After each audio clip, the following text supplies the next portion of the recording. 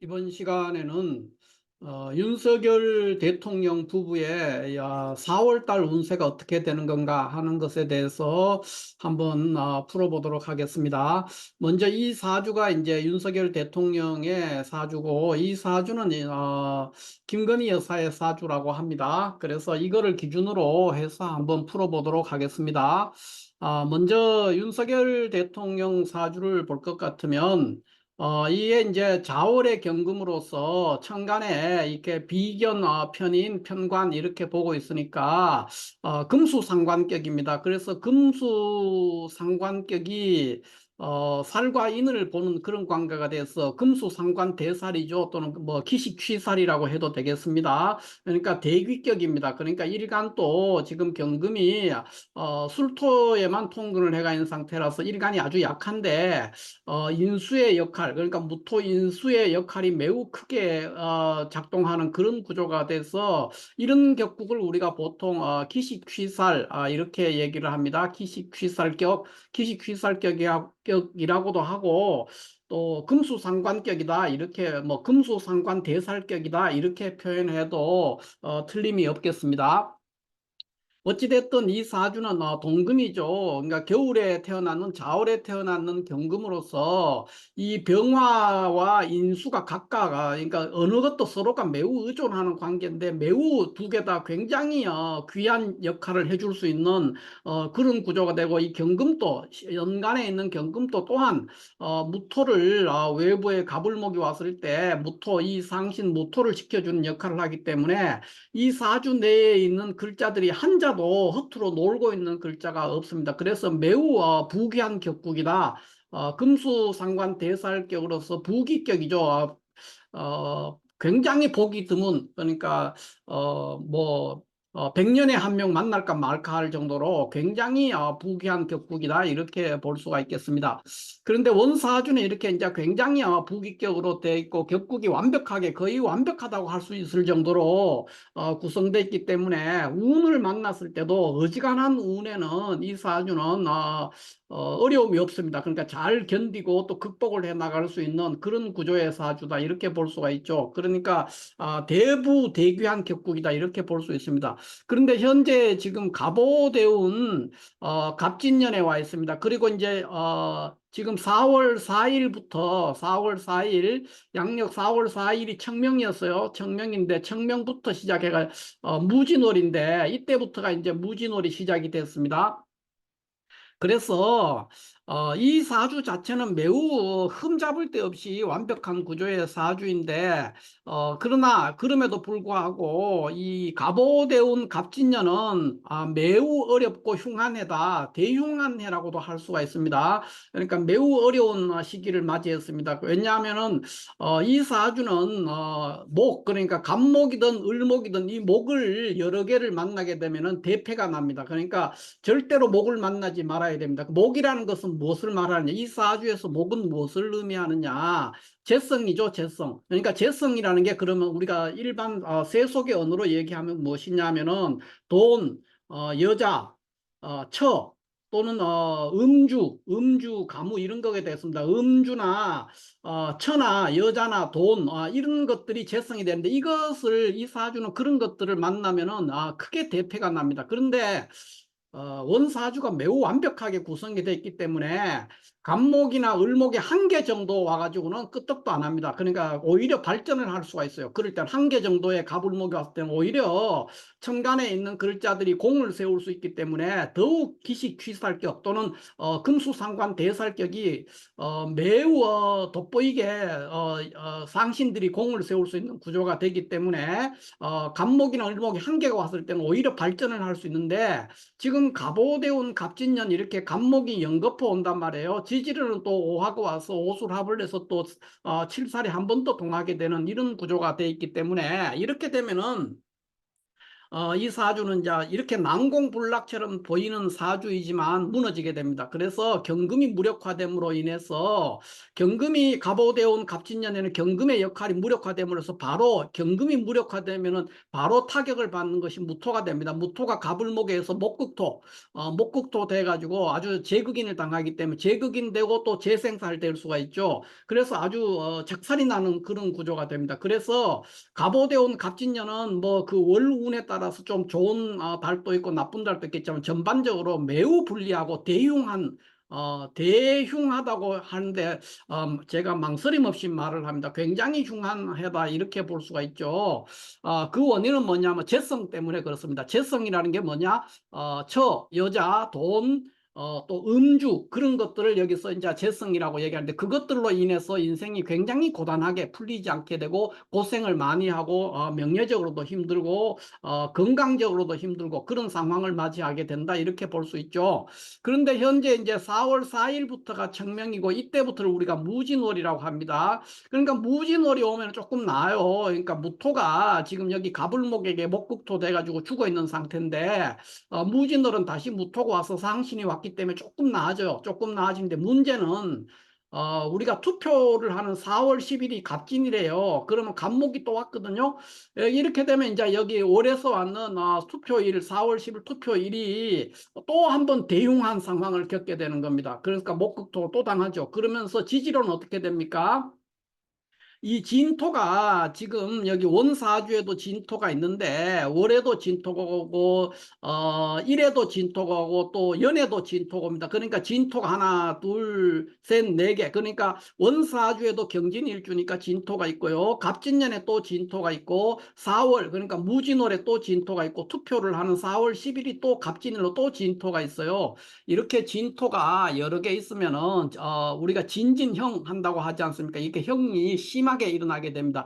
형도 하고 또 여기 있는 진술충도 일어나기 때문에 이 사주는 근본이 완전히 무너져 버리는 거예요. 그냥 내부로부터 완전히 붕괴돼 버리는 내부로부터 외부가 아니라 내부로부터 붕괴됨과 동시에 외부의 재성이 들어와서 뭐 무토를 작살을 내버리게 됩니다. 그렇게 해서 대패가 나는 그런 해가 되는데 그중에서 4월 달 자체는 운이 그렇게 나쁘지 않은데 투표를 하는 4월 10일은 또 한 번 대흉한 상황이 벌어지기 때문에 매우 어려운 시기를 보내고 있다 이렇게 볼 수가 있죠. 그래서 이런 경우를 이제 우리가 지금 아까 진토가 지금 하나 둘 하고 월과 일에서 또 진토가 왔지 않습니까? 무진월 갑진일 이렇게 진이 오고 여기 또 진이 있고 해서 진이 네 개가 형을 하기 때문에 이 사주는 이제 원래도 신약한 사주인데 걷잡을 수 없이 무너지는 붕괴되어 버릴 수 있는 그런 구조가 됩니다.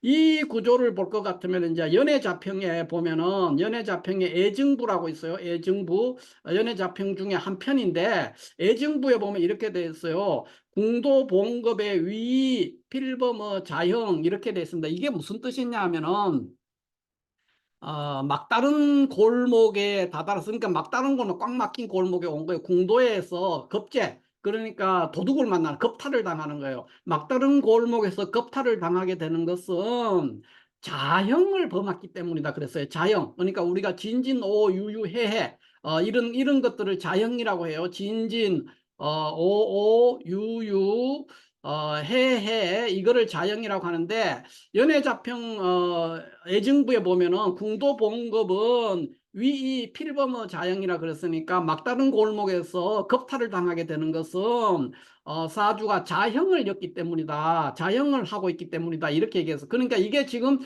이분의 사주에서 경진일주에서 갑진년 그다음에 무진월 갑진일 4월 10일이 갑진일입니다. 4월 10일 투표하는 날 이렇게 되기 때문에 걷잡을 수 없는 상황에 붕괴돼서 말 그대로 막다른 골목에서 겁탈을 당하게 되는 강도를 도둑을 만나게 되는 그런 상황에 처하게 된다 이렇게 볼 수가 있어요.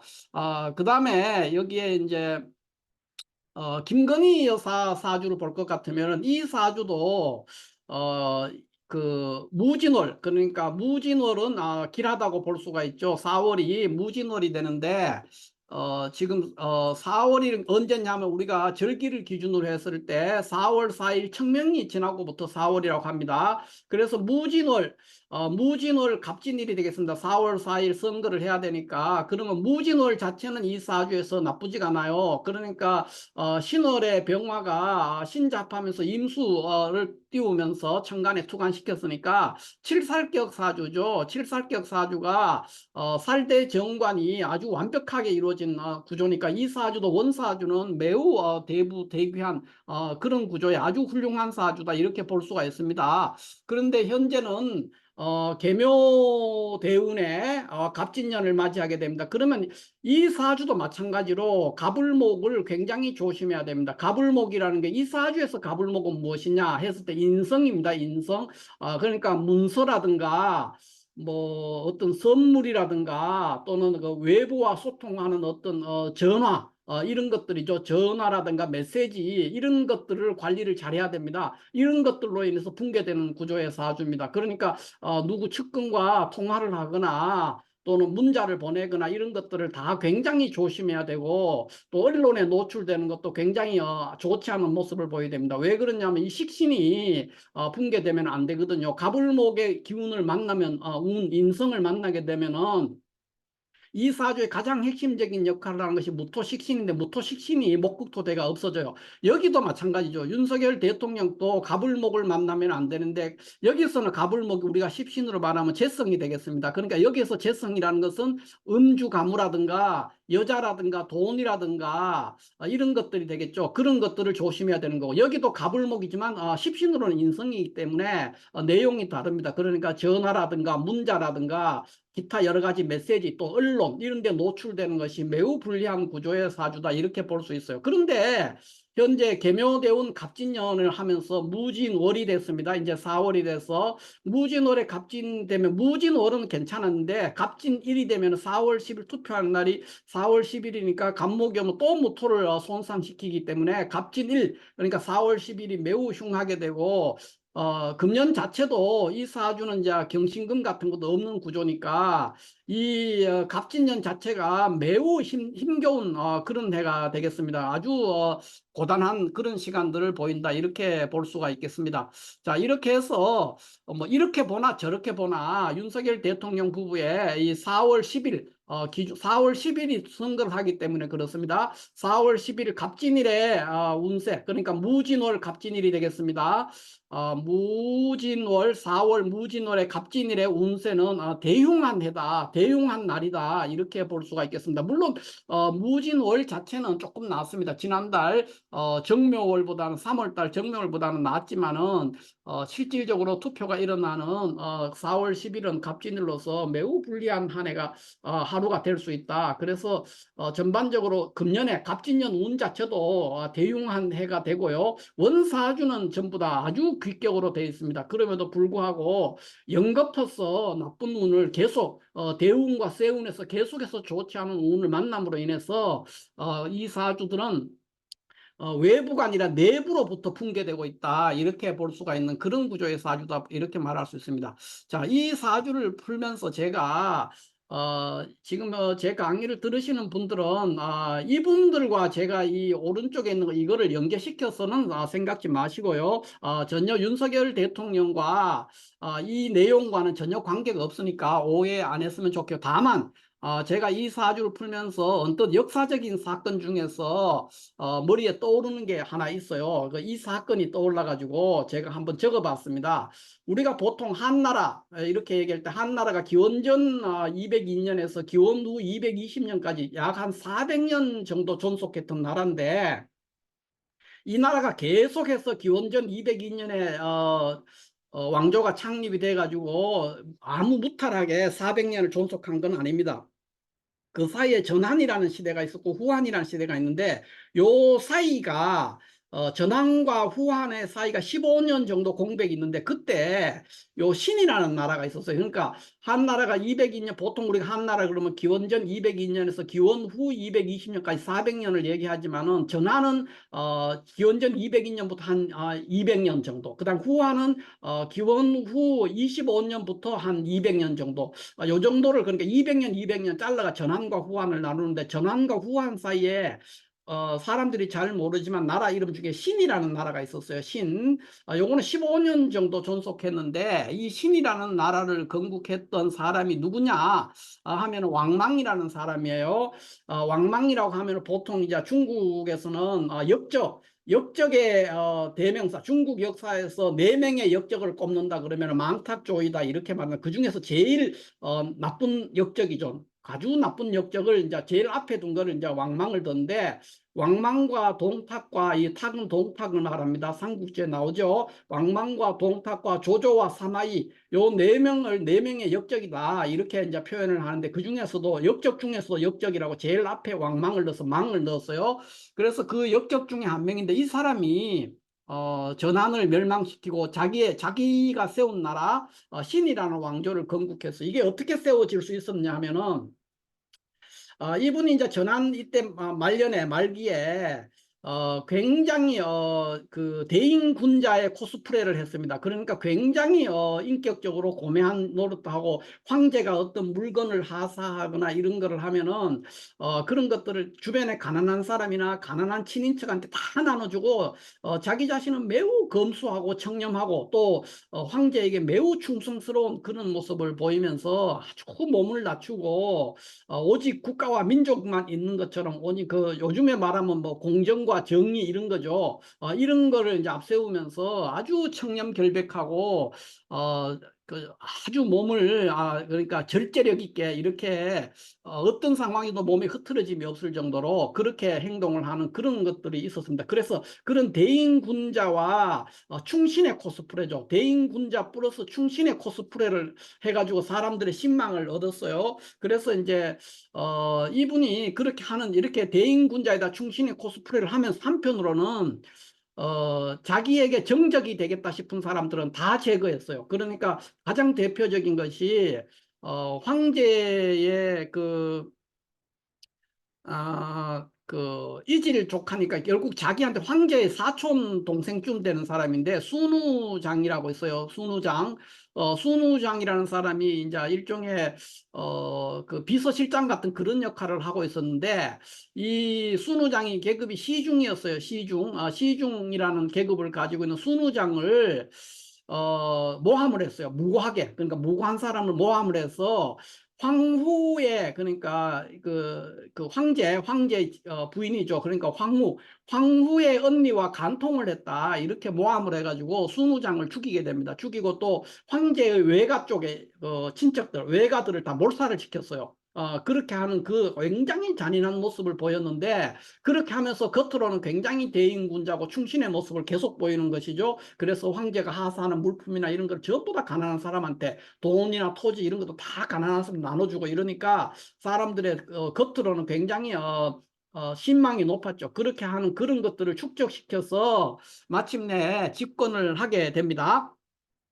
그래서 이제 집권을 했는데, 선량을 받는 형식으로 해서 이제 집권을 해서 신이라는 왕조를 만들었어요. 근데 왕조를 만들자 말자 이 사람이 굉장히 무능했는데, 한편으로 굉장히 무능했죠. 그러니까 간신의 그러니까 역적의 그 모습을 그대로 보이니까 자신의 역량이 이제 다 된 거죠. 그래서 뭘 했냐 하면은, 일단 아무 불필요하게 주변국과 굉장히 불화하고 주변국을 굉장히 무시했어요. 그러니까 대표적인 게 우리나라가 그때 같으면 고구려하고 이제 거래를 하고 있는데, 고구려의 유리왕 시대예요. 유리왕 시대에 고구려라는 국호를 사신들이 갔을 때, 니네가 무슨 고구려냐, 고구려라고 할 때 우리가 높은 고자를 쓰잖아요. 근데 무슨 고구려냐, 니네는 하구려야. 그래서 고구려가 아니고 하구려라고 막 표현을 해요. 이 왕망이 그렇게 하니까 고구려에서 기분이 좋을 리가 없죠. 그러니까 굉장히 하구려라고 하니까 외교 문서에 그렇게 막 얘기를 한단 말이에요. 외교 관계에서 그렇게 하니까 고구려가 보면은 이 한나라의 국경 쪽을 굉장히 약탈하고 그래요. 화가 나가지고. 그리고 여기만 그랬는 게 아니고 지금의 이란 지방이라든가 그 흉노족 있잖아요. 그러니까 카자흐스탄 그쪽 계통인데 몽고, 그다음에 베트남 이런 쪽에도 다 이런 식으로 그 하대했다는 거예요. 그러니까 굉장히 불필요한 짓을 한 거죠. 그래서 주변국들과 굉장히 불화하고 외교적인 관계에서 외교의 실패입니다. 그렇게 하면서 내부적으로는 뭐냐면 어마어마하게 물가가 폭등하고 관리들이 다 부패했어요. 그리고 무능한 관리에다가 부패하고 이런 게 겹쳐가 있고 본인은 어떻게 했냐면은 이 왕망 자신은 굉장히 그 미신과 주술에 아주 심취해 있었는데 신선이라든가 귀신이라든가 주술 이런 것들을 굉장히 신봉했어요. 그래서 북두칠성 모양을 본떠 가지고 뭐 국자같이 생긴 거 우리 국자처럼 생긴 북두칠성의 모양의 어떤 주술 물품을 만들어 가지고 이것만 내가 그 가지고 버티면은 모든 난관을 극복할 수 있다 이런 식으로 돼서 실질적으로 민중들이 견디다 못해가 봉기 민중 밀란이 일어난 거죠.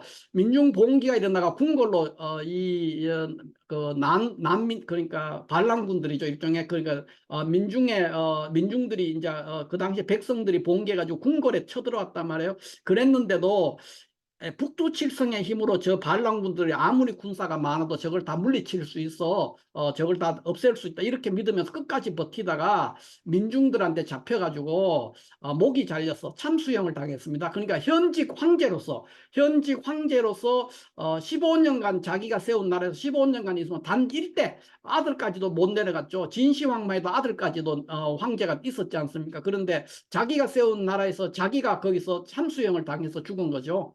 이런 아주 비참한 결과를 맞이했습니다. 이러한 역사적 사건이 제가 생각이 나서 한번 설명을 해봤고요. 이러한 역사적 사실은 오늘 이렇게 풀어놓은 이 사주들과는 아무런 관계가 없다.